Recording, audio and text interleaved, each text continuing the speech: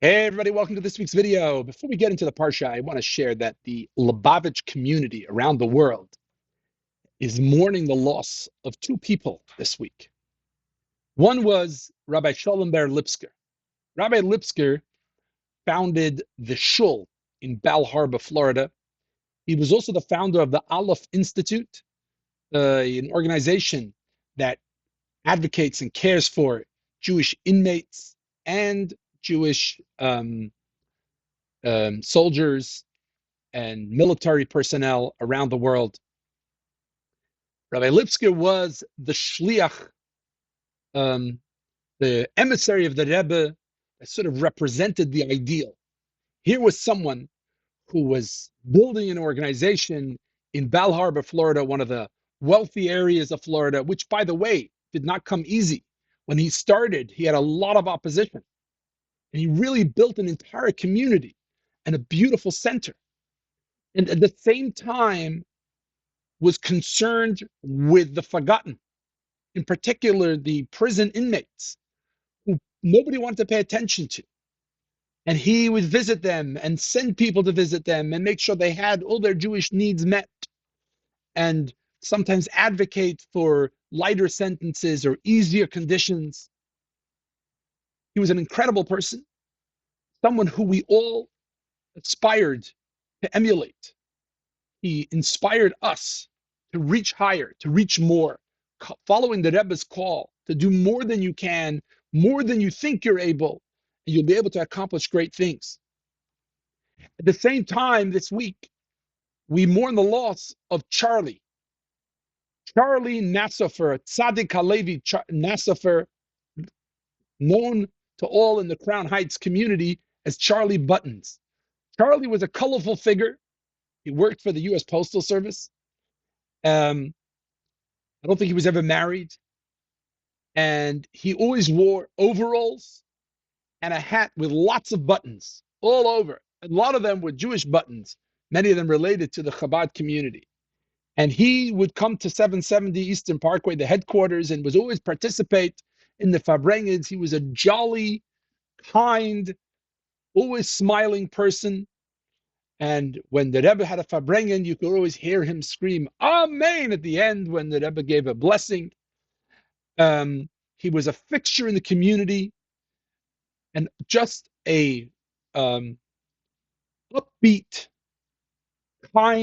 kind-hearted, very warm and smiling person. Always brought a smile to your face. Always came and would give to a simcha uninvited, would show up and give a blessing, whether it was to the bride and groom or the parents of a new child.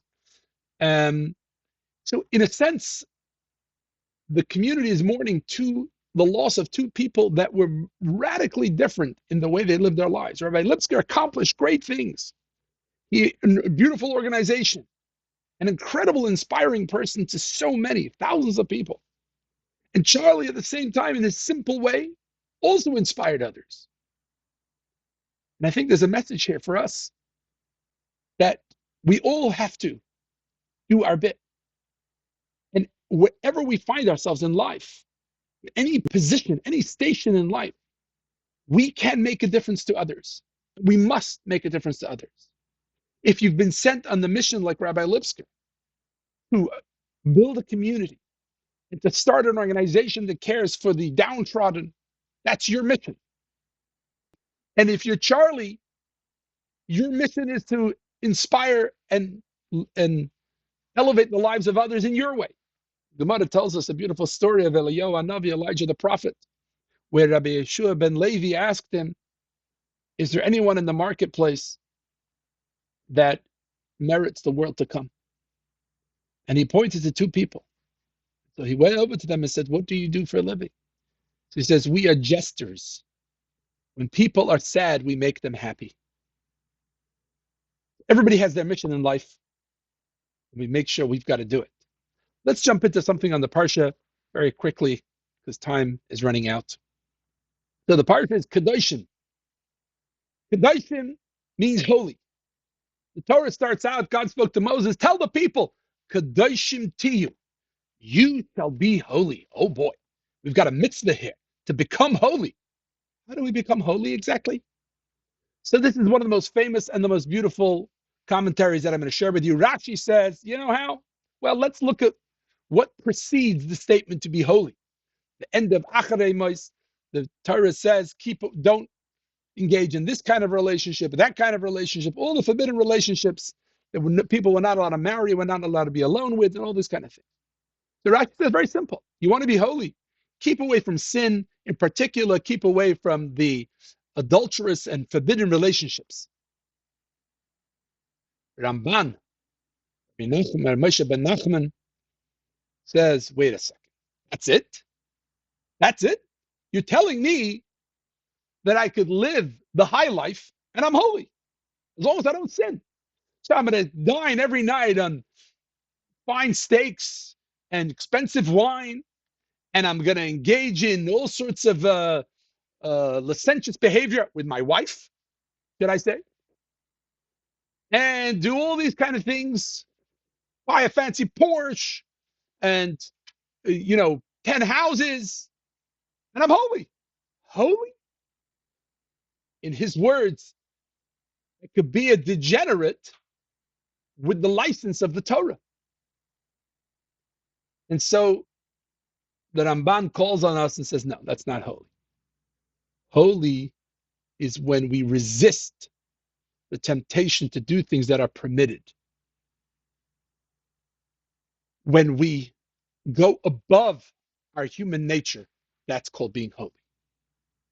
And that is what the entire Pirkei Avos that we started last week and the week before, the Pirkei Avos, ethical teachings of the Mishnah, call on us to go above our nature.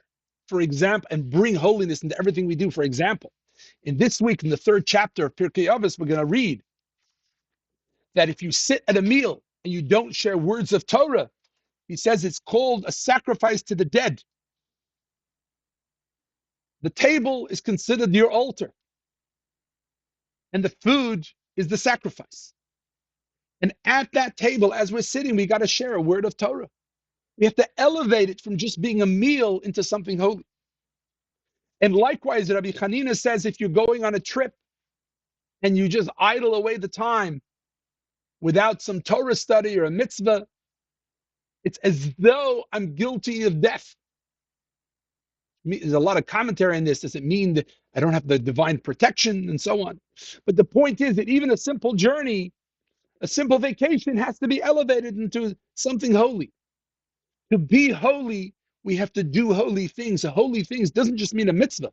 Holy things means going above our natural desires and try to do something that is more than just something to resist the temptation to give in to every whim and every desire that I have. Self-control.